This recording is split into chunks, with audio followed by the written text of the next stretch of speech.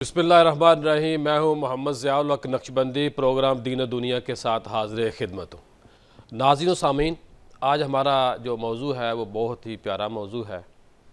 آج ہم نے جس شخصیت کو اسلامی عقیدت پیش کرنا ہے، جن کو ہم نے سلوٹ مارنا ہے، ان کا نام نامی اسم گرامی خواجہ نظام الدین اولیاء ہے۔ اس کائنات کے اندر یہ جو ہستیاں ہیں اللہ نے بھیجی، ان کا بہت مقام اور مرتبہ ہے، اور ہر پھول اپنی خوشبو رکھتا ہے۔ اسی طرح جو آج ہمارا موضوع ہے، خواجہ نظام الدین اولیاء رحمۃ اللہ تعالی علیہ کی ذات گرامی، ان کا بھی اپنا حسن تھا، ان کی بھی اپنی خوشبو تھی۔ آپ اس ہندوستان کے اندر جب جلوہ افروز ہوئے، جب آپ کی پیدائش ہوئی، تو انہوں نے دن رات دین کے لیے وقف کیا، انسانیت کی خدمت کی۔ آپ کی ذات وہ ذات ہے کہ جنہوں نے آرام کم کیا ہے اور کام زیادہ کیا ہے، کیونکہ جو کام کرنے والے لوگ ہیں آج بھی جو کام کرتے ہیں وہ کہتے ہیں نہیں بھی آرام جا کے قبرستان کریں گے، اپنی قبر میں کریں گے۔ تو جب یہ لوگ دن رات کام کرتے ہیں، لوگوں کے لیے اپنے آپ کو وقف کر دیتے ہیں، پھر ان کی ضروریات کو محسوس کرتے ہیں، ان کے غموں کو محسوس کرتے ہیں۔ آپ کو محبوب الہی بھی کہا جاتا ہے، شیخ المشائخ بھی کہا جاتا ہے، سلطان المشائخ بھی بولا جاتا ہے، اور محبوب الہی بھی کہا جاتا ہے۔ آپ 636 ہجری 9 اکتوبر 1237 میں دنیا میں جلوہ افروز ہوتے ہیں، اور آپ کا جو وصال ہے، ہم تو وصال باکمال بھی بولتے ہیں اپنے تصوف کی زندگی میں، اپنے تصوف کے لہجے میں۔ آپ کا جو وصال باکمال ہے وہ 18 ربیع الثانی 725 ہجری 4 مارچ 1324 عیسوی ہے، اور آپ کا جو عرس ہے وہ انڈیا میں شروع ہو چکا ہے۔ پوری دنیا سے آپ کو اسلامی عقیدت پیش کرنے کے لیے وہاں لوگ حاضر ہو رہے ہیں، اور یہ جو ہستی ہیں یہ بھی باقی صوفیہ کی طرح ہیں، کیونکہ صوفی کی جو سب سے بڑی پہچان یہ ہے کہ ان کے دائیں بائیں کون لوگ بیٹھتے ہیں، مسلم غیر مسلم سارے لوگ آپ کی خدمت میں حاضر ہوتے تھے، اور آج بھی ان کی ذات کو جو اسلامی عقیدت پیش کرنے والے ہیں وہ اپنے بیگانے مسلم غیر مسلم سب ہیں۔ آپ کی ذات کے بارے میں میاں محمد بخش صاحب نے فرمایا تھا، نظام الدین تیرا نام ہے، نظام الدین تیرا نام ہے جب دل میں بسا، ہر درد کی دوا ملے ہر غم کا ہو مداوا۔ نظام الدین تیرا نام ہے جب دل میں بسا، ہر درد کی دوا ملے ہر غم کا ہو مداوا۔ اور احمد فراز نے کہا تھا، کبھی تو ہو میرے دل سے نکل کر یہ خوشبو، کبھی تو ہو میرے دل سے نکل کر یہ خوشبو، اے نظام الدین یہ تیرے روحانی سائے کی بات ہے، اے نظام الدین یہ تیرے روحانی سائے کی بات ہے۔ اور علامہ اقبال نے آپ کو جب خراج عقیدت پیش کیا تو فرماتے ہیں کہ نظام عشق میں اس کا مقام ہے بلند، نظام عشق میں اس کا مقام ہے بلند، جستجو میں رہنے والوں کا ہے وہ رہنما، جستجو میں رہنے والوں کا وہ ہے رہنما۔ آپ کی ذات کے حوالے سے جن دو بڑی شخصیات کو ہم نے زحمت دی ہے، اپنی مصروفیات سے انہوں نے ٹائم نکالا، ان میں ایک نام حضرت پروفیسر ڈاکٹر شبیر احمد جامی صاحب ہیں۔ آپ تصوف کے ماہر ہیں، اور سلسلہ چشتیہ کے خاص طور پہ یہ ایکسپرٹ ہیں، ان کی پی ایچ ڈی بھی ہے۔ جامی صاحب بہت اچھی گفتگو کرتے ہیں، بہت اچھے استاد ہیں، اور بہت اچھے رہنما ہیں۔ بولتے ہیں تو پھر وہی جو لہجہ ہوتا ہے صوفیہ کا، اسی لہجے میں بات کرتے ہیں۔ جامی صاحب آپ کی آمد کا بہت شکریہ۔ ان کے ساتھ موجود ہے ماشاءاللہ حضرت خواجہ پیر اسرار الحق نظامی فخری دہلوی، یہ بہت اچھے لیول پہ کام کر رہے ہیں، ایک خوبصورت باپ کے خوبصورت بیٹے ہیں، اور تصوف میں جن بنیادوں پر کام کرنے کی ضرورت ہے ان بنیادوں کو انہوں نے مضبوطی سے تھاما ہوا ہے۔ ڈی ایچ ایل ہال میں بیٹھتے ہیں، لوگوں کی مشکلات کو سنتے ہیں، دیکھتے ہیں، اور لوگوں کو رہنمائی کرتے ہیں۔ خواجہ صاحب آپ کی آمد کا بہت شکریہ۔ جامی صاحب گفتگو کا میں آغاز آپ سے کروں گا۔ آپ نے تقریباً 89 یا 92 آپ کی عمر مبارک ہوئی ہے، تو اگر میں آپ سے یہ گزارش کروں کہ آپ کے جو ابتدائی زندگی کے حالات تھے، آپ کے والدین، آپ کے ننیال، جس طرح آپ ان کی ابتدائی زندگی پر روشنی ڈال لینا چاہیں، آپ ہماری رہنمائی فرمائیں۔ بسم اللہ الرحمن الرحیم۔ اللہ تعالیٰ کا ایک نظام قدرت ہر زمانے میں رہا ہے۔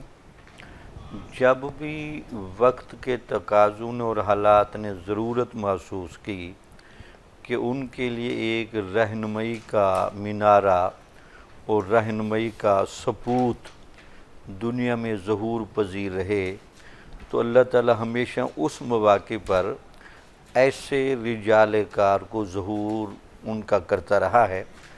تو جن بڑی شخصیات کا ظہور ہوا ان میں سے خواجہ نظام الدین اولیاء کی شخصیت انتہائی بالا اور بلند سطح کی شخصیت ہے، اور آپ کی شخصیت کے بین الاقوامی اثرات بھی ضرور ہیں، لیکن برِ صغیر کی تہذیب کو اسلامی رنگ دینے میں اور برِ صغیر کی ثقافت پر اسلامی ثقافت کو چھڑکنے میں جتنا پیار و محبت کے ساتھ آپ کا پیٹرن سامنے آتا ہے، تو ہمارے لیے وہ ایک رہنمائی کا اور ہمارے لیے اس کے اندر بہت سارے اسباق اور اصول ہمیں ملتے ہیں۔ ماشاءاللہ۔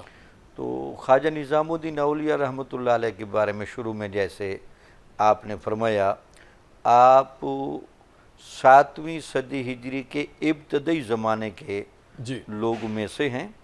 آپ سادات فیملی سے تعلق رکھتے ہیں۔ بخارا سے آپ کے آبا و اجداد پہلے لاہور میں اور پھر یہاں سے ہندوستان کی حدود میں بدایون کے علاقے میں آئے۔ صحیح۔ آپ کے بارے میں یہ بھی آپ اطلاع، بدایونی بھی ہیں؟ آپ بدایونی بھی ہیں۔ آپ کے بارے میں یہ بھی اطلاع ملتی ہے کہ آپ ابھی بچپن میں ہی تھے کہ آپ کے والد صاحب کا سایہ آپ کے سر سے اٹھ گیا تھا۔ پھر آپ کی والدہ کی تعلیم و تربیت نے اپنے اس خوبصورت نونہال میں وہ رنگ پیدا کیا، وہ علم کا شوق پیدا کیا اور دین کے ساتھ وہ محبت پیدا کی کہ جس کی مثالیں پھر آپ کی عملی زندگی میں ظاہر ہوئیں۔ صحیح۔ یہاں میں ذرا ایک گزارش بھی کر دوں، آپ کا اصل نام ہے سید محمد ماشاءاللہ۔ نظام الدین اولیاء، یہ بنیادی طور پر آپ کا لقب تھا۔ مطلب یہ تھا کہ سید محمد نام کی جو شخصیت ہے، ولایت کا جتنا بھی سسٹم ہے اللہ آپ کو اس پیکر سے واضح ہوتا نظر آئے گا۔ نجیب الطرفین آپ سید ہیں؟ جی نجیب الطرفین آپ سید؟ نجیب الطرفین آپ سید ہیں، ٹھیک۔ تو یہ آپ کا ایک تو یہ رنگ ملتا ہے۔ اچھا، اس میں باتیں آگے بھی کافی ہوں گی۔ والدہ صاحبہ نے آپ کی تعلیم و تربیت میں بہت گہرا کردار ادا کیا۔ صحیح۔ تو لگتا یہ ہے کہ والدہ کی تربیت نے جن جن کو بہت فیض یاب کیا، ان میں پہلا نام تو تاریخ میں ملتا ہے، وہ نام ہے حضرت اویس کرنی رحمۃ اللہ علیہ کا۔ اچھا، ماشاءاللہ۔ وہ بھی والدہ کی دعاؤں کے اثرات سے اس سطح تک گئے۔ پھر اس کے بعد والدہ کے اثرات نظر آتے ہیں حضرت بایزید بستامی پر، پھر والدہ کے ہی اثرات نظر آتے ہیں اپنا سرکار غوث اعظم رحمۃ اللہ علیہ پر بھی۔ صحیح۔ یہاں بھی والدہ کے اثرات نظر آتے ہیں خواجہ نظام الدین اولیاء پر۔ بہرحال والدہ سے تعلیم و تربیت آپ نے لی، جی۔ تو پھر آپ کو سب سے پہلے قرآن مجید کی تعلیم کو حفظ کرایا گیا۔ آپ قرآن مجید کے باقاعدہ حافظ قرآن بھی تھے۔ اس کے بعد جب آپ نے اپنے اساتذہ سے قدوری تک کی کتابیں پڑھیں، تو آپ کی چہرے کی شرافت و نجابت اور آپ کے وقار کے پیش نظر ایک خوبصورت سی محفل سجائی گئی، جس میں خواجہ نظام الدین اولیاء کو دستار پہنائی گئی۔ ماشاءاللہ۔ اب جن بزرگوں نے دستار پہنائی، وہ آپ کے چہرے کے اثرات کو دیکھ کر، آثار دیکھ کر، وہ باڈی کا پھبن دیکھ کر وہ کہتے تھے این بزرگ خواہد شد، اللہ، اس پر بزرگی کے اثرات نظر آتے سبحان ہیں۔ اللہ۔ پھر اس بزرگی کو جس انداز سے دور اندیش بابا لوگوں نے دیکھ کے فرید یہ صاحب کہا۔ نے 4 چاند لگائے اور ان کو محبوبیت کے مقام پر پہنچایا، یہ ان کے ابتدائی حالات کی نوعیت تھی، یہ ان کی شخصیت کا پھبن تھا، یہ اس ترتیب سے آپ پروان چڑھتے ہوئے آگے بڑھے۔ صحیح۔ جی نظامی صاحب کیا فرمائیں گے اگر ہم آپ کی والدہ کے بارے میں آپ سے سوال کریں کہ انہوں نے جس طرح جامی صاحب نے فرمایا تو مزید اس پر روشنی ڈالیں؟ دیکھیں یہ صوفیہ جو ہیں وہ بڑے باکمال لوگ ہوتے ہیں۔ آپ فرماتے ہیں کہ آپ کا قول ہے کہ محبت سب کے لیے، نفرت کسی سے نہیں۔ کتنی گہرائی اور گہرائی بھی ہے اور گہرائی بھی ہے اس بات کے اندر۔ پھر فرماتے ہیں محبت وہ شے ہے جو دل کو نور دیتی ہے اور روح کو سکون دیتی ہے۔ یہ جو باتیں ہیں یہ اس والدہ نے آپ کے سینے میں موزن کی، کیا فرمائیں گے آپ؟ بسم اللہ الرحمن الرحیم۔ کسی بھی شخص کی زندگی میں جو بہترین رول ماڈل ہوتا ہے وہ اس کے والدین کی شخصیت ہوتی ہے۔ حضور خواجہ نظام الدین اولیاء رحمۃ اللہ تعالیٰ علیہ، آپ کے والد گرامی کا سایہ جس وقت آپ کی عمر 5 سال تھی اٹھ گیا، تنگ دستی کا دور رہا۔ حضرت محبوب علیہ سرکار فرماتے ہیں کہ تنگ دستی اس قسم کی رہتی کہ کئی دن ہمیں کھانے کو کچھ میسر نہ ہوتا۔ ایسے وقت میں آپ کی والدہ ماجدہ جن کا نام نامی بی بی زلیخا رحمۃ اللہ علیہ ہے، آپ ان کو فرماتی کہ آج ہم اللہ کے مہمان ہیں، صبر، شکر، تقوی، اللہ پر ایمان رکھنا اور اللہ کے دیے ہوئے رزق جس دن بھوکے رہے تو اس دن فرماتے ہیں کہ آج ہم اللہ کے مہمان ہیں۔ یہ بے شک۔ تو حضرت محبوب علیہ سرکار فرماتے کہ مجھے یہ احساس ہوتا اور میری والدہ یہ تعلیم فرماتی کہ جب تندور کی نہ ملے گی تو خدا نور کی دے گا۔ اللہ، تو وہ پسند فرماتے اس دن کو اور اس دن کی خوشی کا اظہار کرتے کہ جس دن انہیں کھانے کو کچھ میسر نہ ہو اور وہ اللہ کے مہمان بن کے فاقے میں زندگی گزاریں۔ جس ہستی نے ولایت ہندوستان کی باغ دوڑ سنبھالنی تھی اور جو تسلسل ہے خواجہ قطب الدین مودود چشتی سے لے کے خواجہ معین الدین چشتی اجمیری، بابا فرید الدین مسعود گنج شکر، ان کے وارث کی جو تربیت ہے اس کی ابتدا ہی اللہ رب العزت نے دنیاوی تمام خواہشات سے دور رکھ کے کی ہے۔ صحیح۔ حضور محبوب علیہ سرکار کی والدہ ماجدہ نہ صرف سیدہ ہیں بلکہ دہلی میں آپ کے کشف و کرامت کا بہت تذکرہ ہے، اور حضور محبوب علیہ سرکار خود فرماتے ہیں کہ جب مجھے کوئی اللہ سے طلب کرنی ہوتی اور کچھ حاجت ہوتی تو میں اپنی ماں کی قبر پہ چلا جاتا اور پھر اللہ سے دعا مانگتا، اللہ میری دعا کبھی رد نہ کرتا۔ ایسی ہستی کی تربیت میں رہ کے جس شخص کو محبوب الہی بنانا تھا، ان کی تعلیم اور ان کی ساری پرداخت انہوں نے کی۔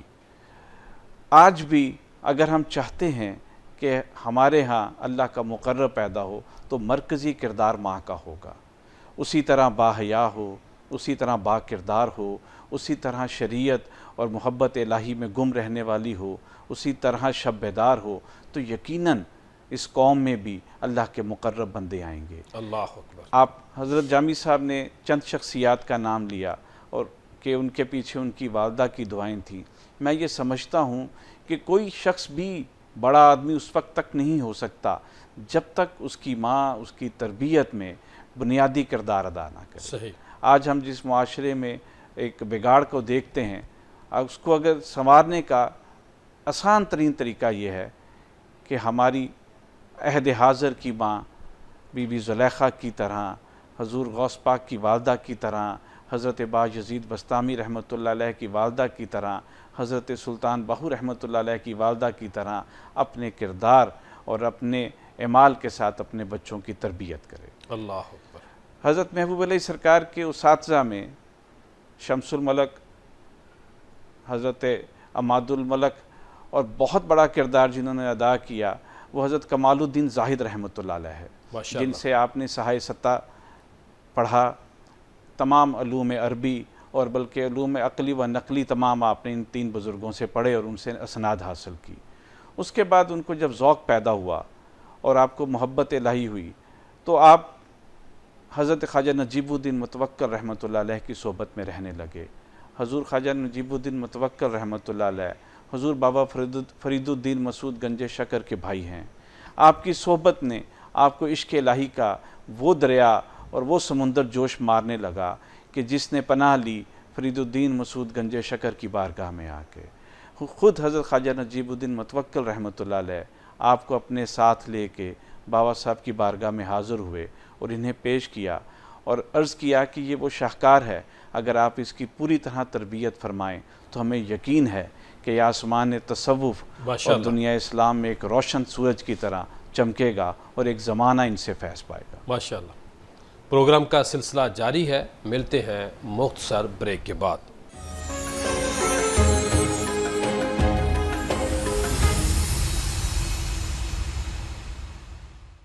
بریک کے بعد خوش آمدید۔ آج ہمارا موضوع ہے حضرت خواجہ نظام الدین اولیاء۔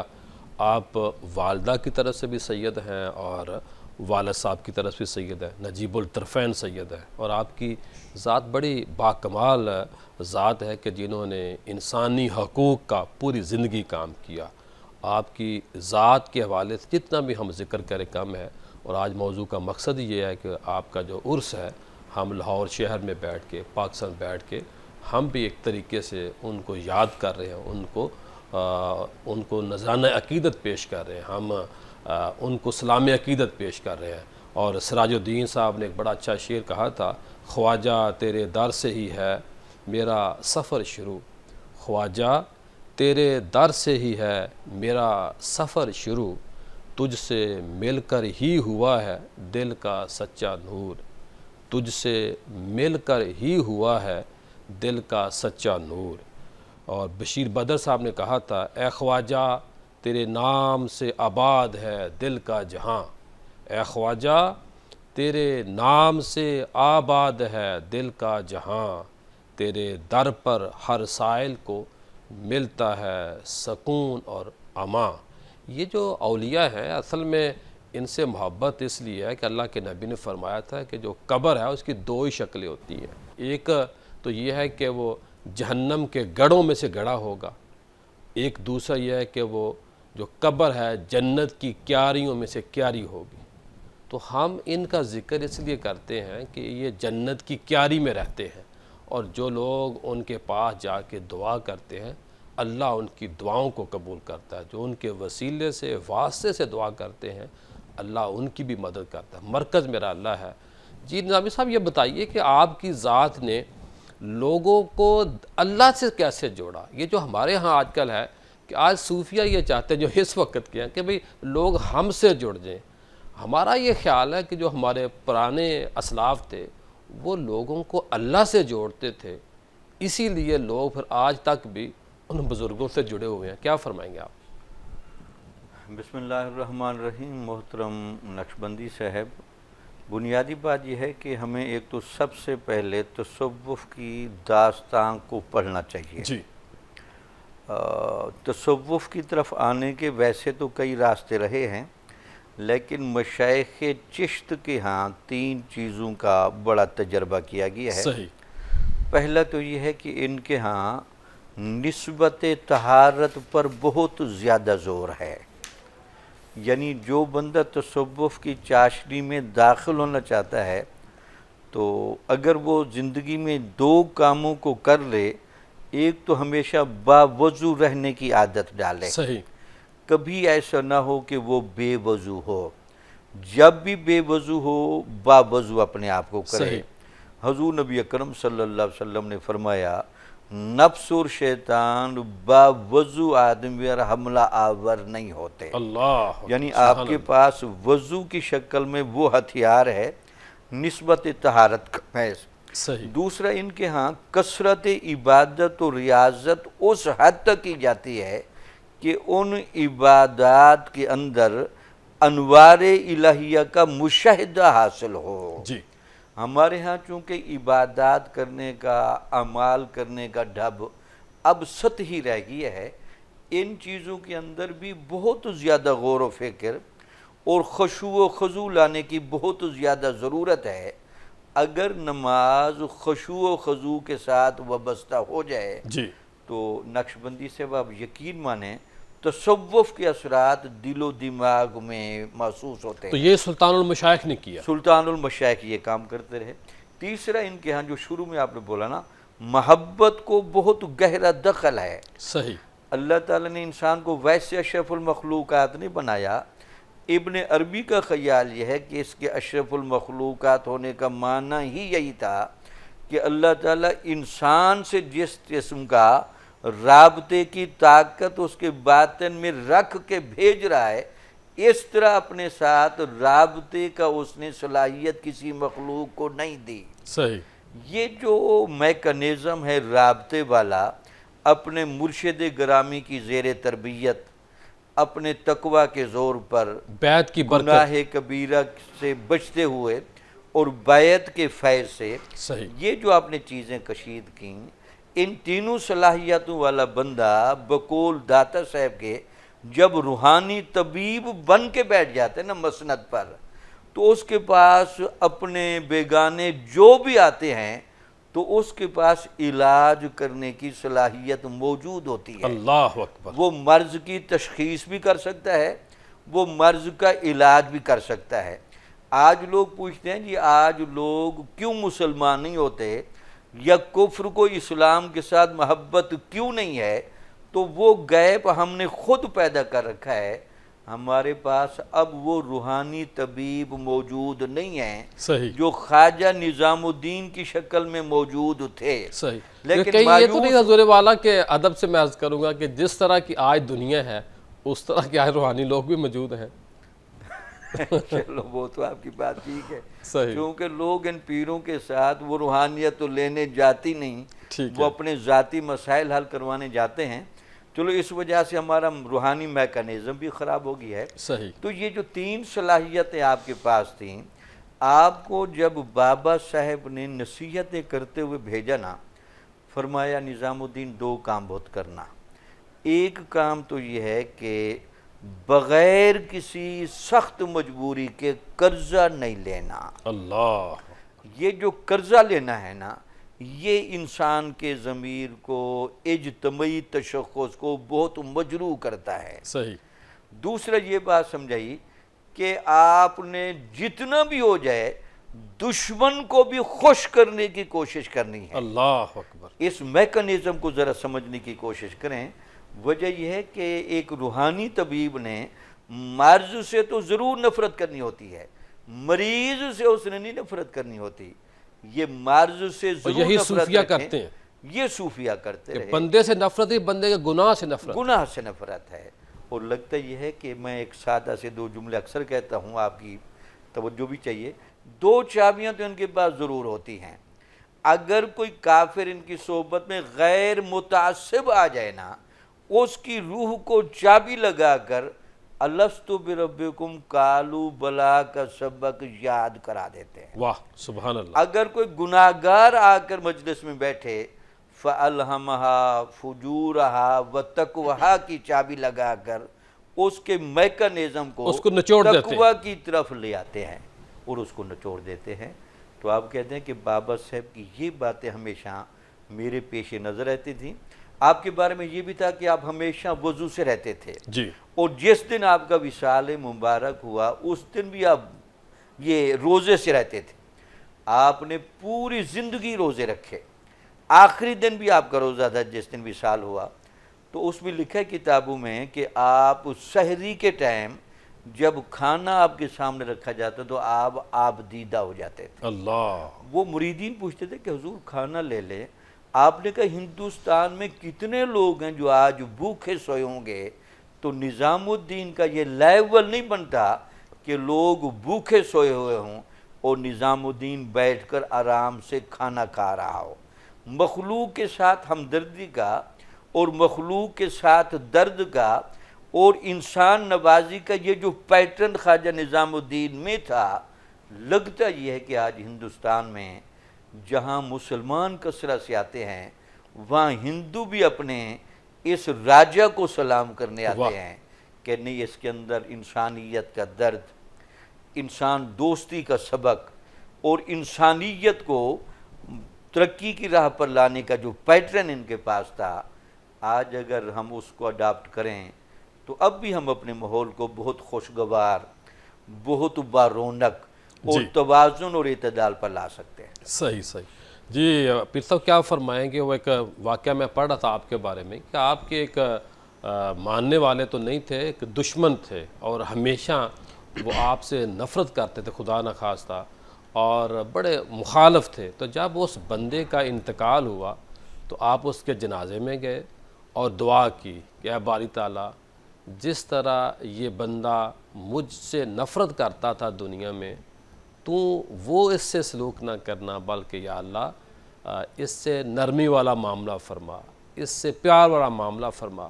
تو یہ ایک ترا امتیاز ہے۔ دوسرا پیر صاحب جو آپ سے میرا خصوصی سوال ہے وہ یہ ہے کہ یہ جو محبت ہے صوفیہ کے نزدیک، جیسے کفار جو تھے وہ اللہ کے نبی کو سچا تو مانتے تھے لیکن ایمان نہیں لاتے تھے، تو میں سمجھتا ہوں کہ آج دیکھیں مسلم غیر مسلم اداکار قوال نان قوال سارے وہاں جاتے ہیں، وہ یہ سمجھتے ہیں کہ بھئی بابا سچا ہے، بے شک ہم اس کو مانیں یا نہ مانیں۔ کیا فرمائیں گے؟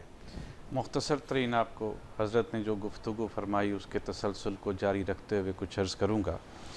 حضور محبوب علیہ سرکار نے جس وقت اپنے سلسلے کا آغاز کیا تو اہل علم جب ان سے پوچھتے کہ آپ نے اس سلسلے کو کن بنیادوں پہ رکھا، تو آپ فرمایا کرتے کہ میں نے اپنے سلسلے کی بنیاد ترک پہ رکھی۔ جی آپ اپنے پاس آنے والوں کو جو سب سے بنیادی تعلیم دیتے، وہی تعلیم جو ان کی والدہ ماجدہ نے بچپن میں ان کو دی کہ کھانے کی حرص اپنے اندر سے ختم کرو، دنیا کی محبت اپنے اندر سے ترک کرو اور سادگی اختیار کرو۔ دنیا کے جتنے حضرت جھگڑے ہیں اس کی بنیاد حرص ہے، اس کی جو اپنے بنیاد نفس کو پہچانتا وہ رب کو پہچانتا ہے۔ آپ کا یہ بھی قول ہے۔ تو جب تک میرے اندر حرص باقی رہے گا، جب تک میرے اندر ہوس رہے گی، میں کبھی بھی آپ کے ساتھ اخلاص پیدا نہیں کر سکتا، میں اپنے پاس آنے والے کے ساتھ اخلاص نہیں رکھ سکتا جب تک مجھے طمع حاصل ہے۔ آپ صائم الدہر تھے، آپ نے اپنی زندگی میں اپنے حلقے کو آپ نے جو سوال کیا اس سے ملتا جلتا کچھ پیش کرتا ہوں۔ جی آپ فرماتے تھے کہ جس شخص کے اندر غصہ اور بغض موجود ہے وہ اگر ساری زندگی بھی عبادت کرتا رہے وہ کبھی بھی قرب الہی کا حقدار نہیں ہوگا۔ اللہ اکبر۔ کسی نے دشمنی کی محبوب الہی سرکار سے، خواجہ نظام الدین اولیاء رحمۃ اللہ علیہ سے، وہ اس کا وصف تھا، لیکن حضرت محبوب الہی چونکہ سنت مصطفیٰ کے پیروکار ہیں، آپ ان کو بھی دعائیں دیتے رہے، جس طرح حضور نے پتھر مارنے والوں کو بھی دعائیں دیں، اسی طرح محبوب الہی نے سنت مصطفیٰ پر عمل پیرا ہوتے ہوئے ان لوگوں کو بھی دعائیں دیں جنہوں نے ان کی مخالفت کی۔ آپ کا جو تربیت کا انداز ہے اپنے حلقے کا، اور جس طرح آپ کی برکت اور آپ کی تربیت سے ہندوستان میں تبدیلی آئی، اس میں جو بنیادی چیز ہے وہ ایک با مقصد زندگی بسر کرنا ہے۔ آج کے دور میں ہم جیسے لوگ بھی، ہماری زندگی کا مقصد کھانا پینا، رہنا جاگنا سونا اور پرآسائش زندگی بسر کرنی ہے۔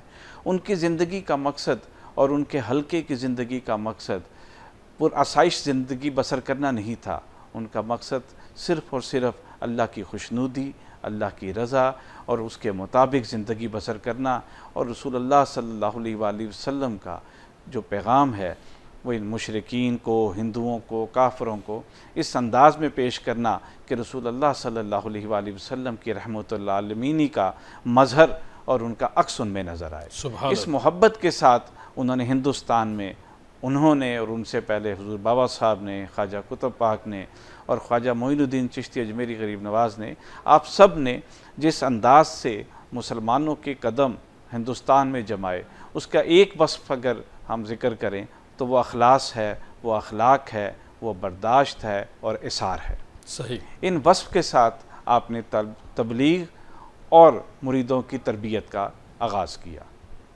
آپ کی زندگی اس قدر سادہ تھی کہ وہ شخص، وہ بزرگ جن کے لنگر خانے میں روزانہ 73 من نمک استعمال ہوتا تھا، اللہ اکبر۔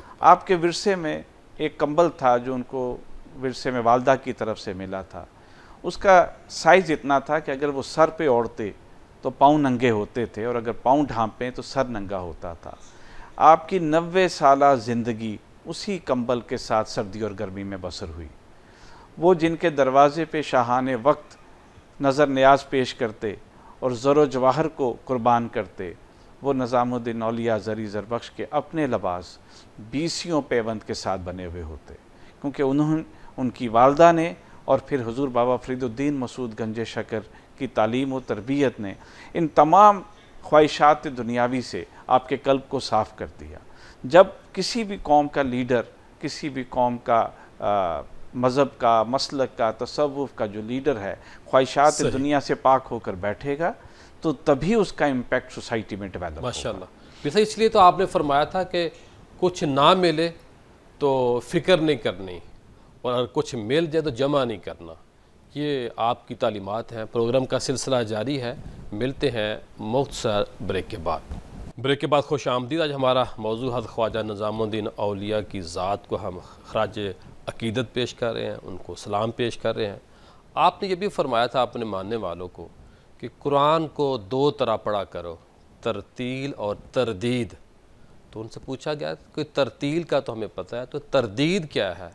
تو آپ نے فرمایا کہ تردید یہ ہے کہ جس طرح ایک دفعہ اللہ کے نبی نے بسم اللہ پڑھی تو وہ ایسی کیفیت میں چلے گئے کہ آپ نے 20 دفعہ بسم اللہ الرحمن الرحیم ایک موقع کے اوپر پڑھی، جس سے کیا پتہ چلتا ہے کہ آپ نے کہا کہ بھئی کیفیت سے پڑھو۔ اور وہ کیفیت کیسے آتی ہے کہ جب ہم قرآن کو پڑھیں تو ترجمے اور تفسیر کے ساتھ پڑھیں کہ قرآن ہم سے کیا کہہ رہا ہے۔ جب صاحب کیا فرمائیں گے آخر میں؟ آپ کی ذات تو بڑی باکمال ذات ہے، لیکن جو سلسلہ چشتیہ ہے یہ حکمرانوں سے دور رہتا ہے، بادشاہوں کے پاس نہیں جاتے، لیکن بادشاہ ان کے پاس آتے رہے۔ کیا فرمائیں گے، فرق کیا ہے سلسلہ چشتیہ کی جو خوبیاں ہیں؟ یہ میرا آپ سے بنیادی سوال ہے۔ اصل میں جیسے ہم نے شروع میں گزارش کی کہ ان مشائخ کو بنیادی طور پر روحانی طبیب کا درجہ حاصل ہوتا ہے۔ ان کی معاشرے پر، معاشرے کے تقاضوں پر اور بادشاہوں پر بڑی گہری نظر ہوتی ہے۔ جی، یہ بھانپ لیتے ہیں کہ اگر بادشاہ کے ساتھ تعلقات بڑھائے جائیں تو بادشاہ صرف ہماری حمایت سے فائدہ اٹھا جائے گا، یا بادشاہ ہماری حمایت کی بنیاد پر خلق کے لیے بھی فائدہ مند رہے گا۔ جی، تو لہٰذا سلاسل میں اس اعتبار سے تنوع رہا ہے، جی، جہاں اندازہ لگے کہ نہیں بادشاہ کارآمد ہو سکتا ہے، خدمت خلق کے سے کام لیے جا سکتے ہیں، اور یہ وسیلہ و ذریعہ ہے نظام ہدایت و شفقت کو پھیلانے کا، جی، تو ان مشائخ نے ان کا ساتھ بھی دیا ہے۔ لیکن جب یہ سمجھتے ہیں کہ نہیں یہ جو بادشاہ ہوتے ہیں یہ بنیادی طور پر یہ کوشش کرتے ہیں کہ ہم خلق پر صاحبان کی طرح رہیں، خلق کی رہنمائی کریں، اور بادشاہ کی طرف سے اگر برے اثرات پہنچنے کا خطرہ ہے تو اس کو اپنے مرتبے پر وہ فیل کرتے تھے، صحیح، اور ایک صاحبان بن کے رہتے تھے۔ ان کا نہ مقصد بادشاہ کی مخالفت ہوتا تھا، بلکہ اس پر فوکس کرتے تھے کہ اگر ایسا بادشاہ آ گیا ہے جو عوام کو فائدہ دے سکتا ہے، عوام کے لیے باعث ہدایت ہے، تو اس بادشاہ کے ساتھ یہ شانہ بشانہ کھڑے ہو جاتے تھے۔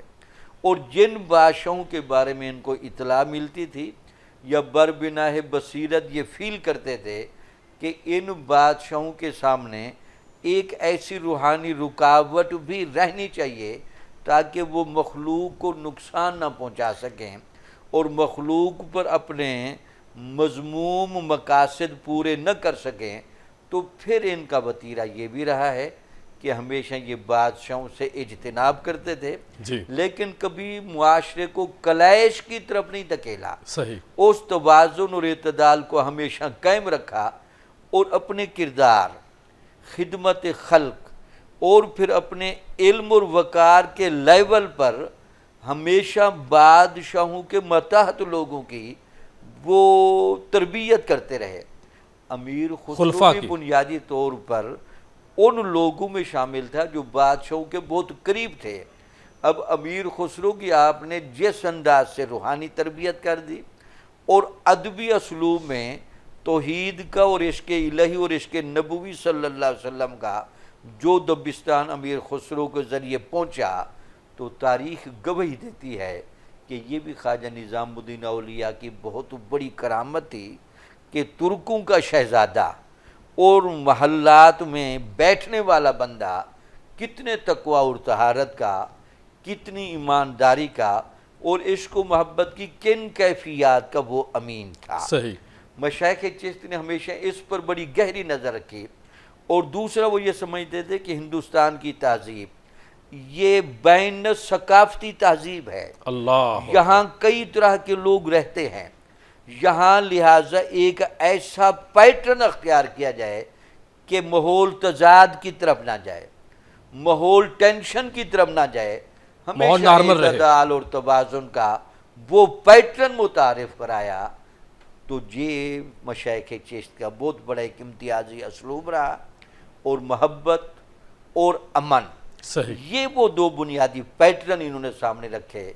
تو یہی تو وجہ تھی خواجہ نظام الدین اولیاء رحمۃ اللہ علیہ کے دسترخوان پر 10-10 ہزار بندہ ایک وقت کھانا کھاتا تھا، اللہ، اور شمار کرنے والوں نے بتایا کثیر تعداد میں ہندو بھی وہاں بیٹھ کر کھانا کھا رہے ہوتے تھے۔ حضور بھائی اسی لوگ مسلمان ہوئے، اسی وجہ سے کیونکہ اس وقت پرابلم وہ یہ ہے کہ ہم غیر مسلموں کو اپنے پاس نہیں بٹھاتے۔ بالکل ٹھیک، وہ مشائخ چشت نے اس کا ایک اسوہ کامل پیش کیا تاکہ ہم توازن کی، محبت کی وہ چاشنی ان کو چکھائیں، تاکہ اسلام کا حسن بڑی تابانی کے ساتھ سامنے نظر آئے۔ صحیح جی، پیر صاحب کیا فرمائیں گے آخر میں؟ میرا بھی جس طرح حضرت فرما رہے تھے، ہمارے صوفیہ اکرام سلسلہ چشت یا باقی صوفیہ اکرام نے اقتدار کے ایوانوں میں داخل ہونے کی کوشش نہیں کی، مگر عوام اور عام انسان اور مسلمانوں کی کردار سازی کی، افراد سازی کی آپ، کردار سازی کی، اور ان لوگوں کردار کو سازی تیار اور افراد کیا۔ سازی۔ جی ہاں، کردار، اس سے قوم پیدا ہوئی، اس سے ایسے افراد پیدا ہوئے، ایسے لوگ پیدا ہوئے جو ایمان والے ہیں، جو با کردار ہیں، با اخلاق ہیں، اور سنت مطہرہ پہ چلنے والے لوگ ہیں، حلال حرام کی تمیز کرنے والے۔ تمیز کرنے والے ہیں، جن کو دیکھ کے عام غیر مذہب والے بھی متاثر ہوتے تھے۔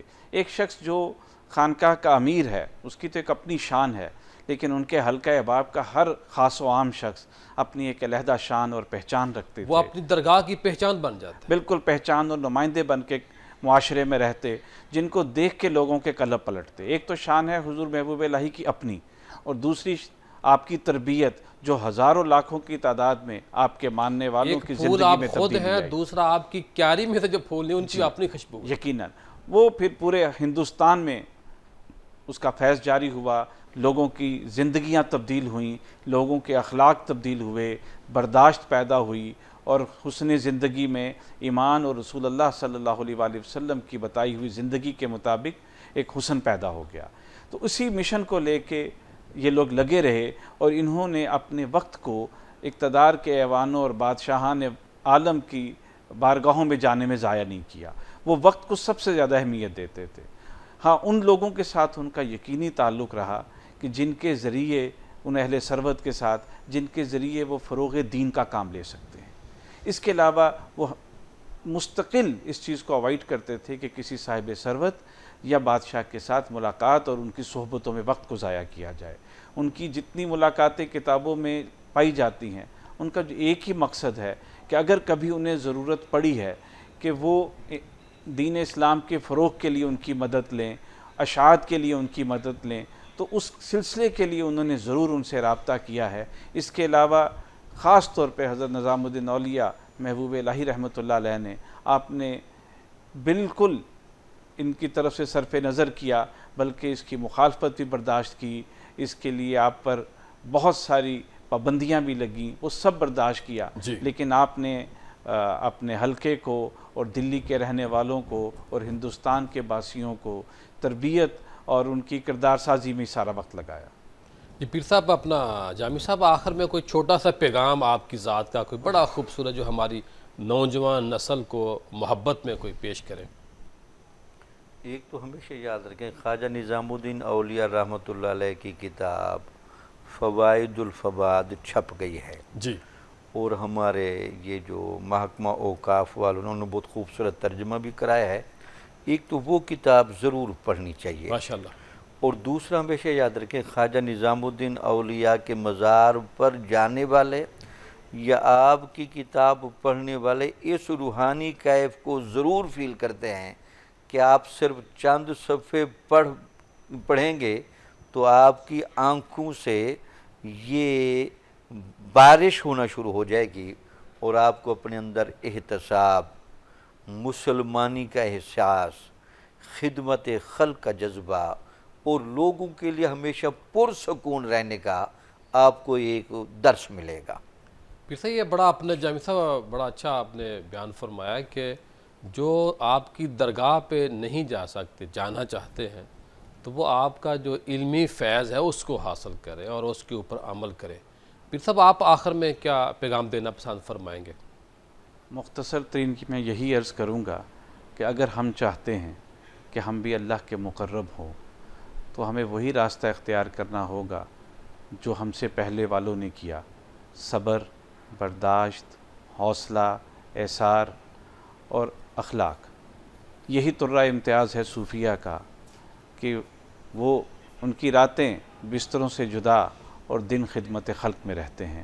انہی اعمال کے ساتھ اگر ہم اپنی زندگی کو منور کر لیں تو یقیناً ہم کامیاب ہوں گے۔ ماشاءاللہ ماشاءاللہ۔ شاہ نصیر نے کہا تھا آپ کی ذات کے بارے میں، نظام و دین کے عشق میں ہے یہ عالم کے، ہر گھڑی دل کو ہے ان کا انتظار۔ نظام و دین کے عشق میں ہے یہ عالم کے، ہر گھڑی دل کو ہے ان کا انتظار۔ لذت وصل کا پایا لطف ہم نے، لذت وصل کا پایا لطف ہم نے، میرے دل کو بس ہے ان کا نذرانہ پیار۔ اور علی سردار جعفری نے بڑا خوبصورت خراج عقیدت پیش کیا آپ کو۔ آپ فرماتے ہیں، حیات عشق کی محفل میں بزم شوق سجائی، نظام و دین کی یادوں میں ہر دل نے سرائی، نظام و دین کی یادوں میں ہر دل نے سرائی۔ اور علامہ اقبال نے ایک جگہ اور فرمایا تھا، مرکز مہر و وفا خواجہ نظام و دین، مرکز مہر و وفا خواجہ نظام و دین، ہر طرف تیرے فیض کی روشنی ہے عام، ہر طرف تیرے فیض کی روشنی ہے عام۔ یہ وہ ہمارے اکابر ہیں جنہوں نے آپ کی ذات کو بڑا اچھے انداز میں خراج عقیدت پیش کیا۔